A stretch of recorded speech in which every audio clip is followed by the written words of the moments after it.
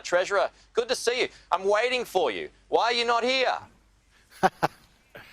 Well, as you just said, Pete, there were some security issues. I'm with the Prime Minister in his courtyard right now.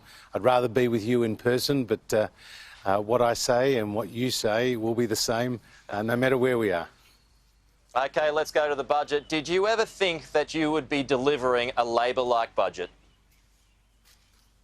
Well, this is a Liberal budget. This is a budget that delivers for families with lower taxes, with increased support through childcare, a budget that delivers for small businesses to back them doing what they do best, to innovate, to hire and to grow with tax incentives. This is a budget that leads to stronger regions with significant support around infrastructure, transport and water infrastructure and better telecommunications connectivity. This is a budget that delivers for retirees.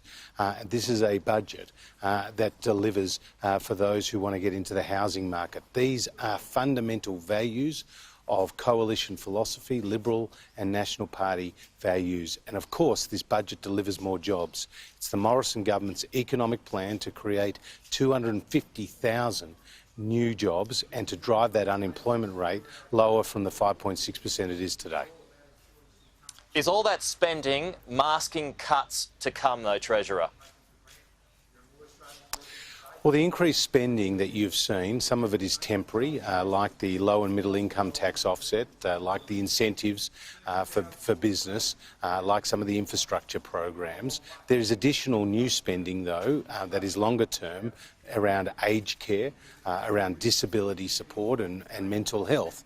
They're key priorities for the Australian community. They're key priorities for the Morrison government, and that's why you've seen us respond so strongly to the Royal Commission into aged care, to the Productivity Commission into mental health, and of course we're fully committed to a fully funded National Disability Insurance Scheme. Yeah, but all that structural spending, that's going to have long-term effects, so who's going to pay for that?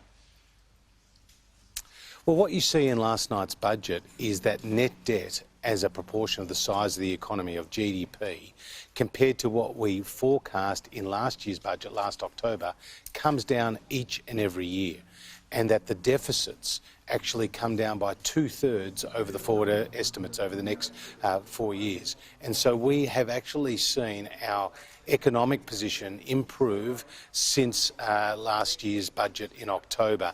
And that's particularly off the back of a stronger labour market with more people in work, because when more people are in work, you see higher tax receipts from their income tax and you see lower welfare payments.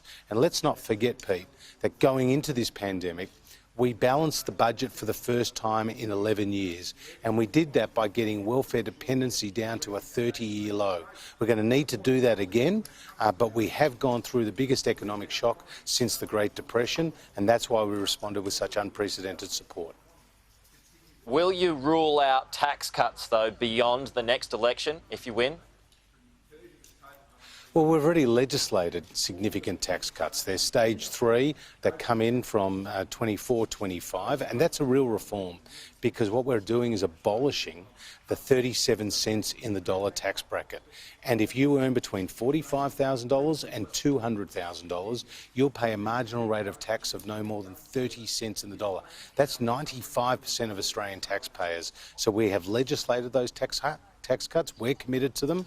It's up to Anthony Albanese to walk the talk when it comes to those tax cuts. He says he supports them, but I'm not so sure.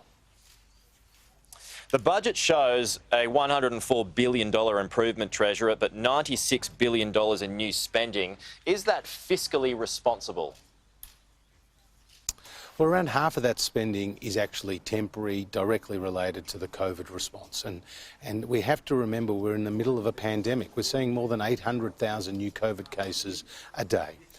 We have seen Europe go into a double-dip recession. We saw recently Western Australia go into a statewide lockdown. The pandemic is still with us. The virus is still with us. It's deadly, it's stubborn, and we need to remain vigilant. So we've extended some of those health measures, like the telehealth programs, like the support for GPs, like the procurement of vaccines. That's important, as well as the stimulus measures like the additional year of that low and middle income tax offset. That's really important to help create growth and to keep driving this recovery. We don't want to lose the gains, Pete, that we've already made. We've got to continue to lock them in. Are you going to have to allow for more funding, though, for the tourism sector now that it doesn't really have any certainty, bearing in mind that the international borders will remain closed until the middle of next year? We've already provided substantial support for both the aviation and the tourism sector. Yeah, but will you have to provide more? Major airlines, we've done that. Well, again, the substantial support that we've provided is actually doing what it was expected to do, which is to drive jobs and to help the recovery. 800,000 half-price airfares have gone off like hotcakes, Pete, and people are travelling now more freely across the country. It's really important that when we have future outbreaks, and we will, because we can't eliminate this virus, but we can successfully suppress it, is that when we do have those outbreaks, that state premiers ensure a proportionate response, and if they do so, then we can continue to see people move freely between states, travel around our great country and create jobs in the process. Migration, though, and just finally here, Treasurer, migration is at zero now until the middle of next year as well because of those borders being closed. Does this mean that you would be looking to explore quarantine facilities to be able to speed that up, to get some skilled migrants in, to get international students in as well? Well, we say in the budget that we expect small numbers of international students to start coming in from the end of the year, but that there is an assumption that the international border will remain closed and then gradually open from mid-next year. Again, these are assumptions. These are not policy decisions. They do depend on the medical advice. The situation is very uncertain, but we will open the borders when it is safe to do so. And of course, it's not just the vaccine rollout, which is a factor, but it's also how the virus is changing internationally, because we've seen new variants of the virus and we've seen images from right across the world, the developing world and the developed world, about how it has continued to wreak havoc. Our first priority always will be here protecting Australians. We've done that from the start of this crisis by following the medical advice, and we'll do it to the end of this crisis. OK. Treasurer Josh Frydenberg, as always, thanks for your time. We'll talk to you again soon. My pleasure.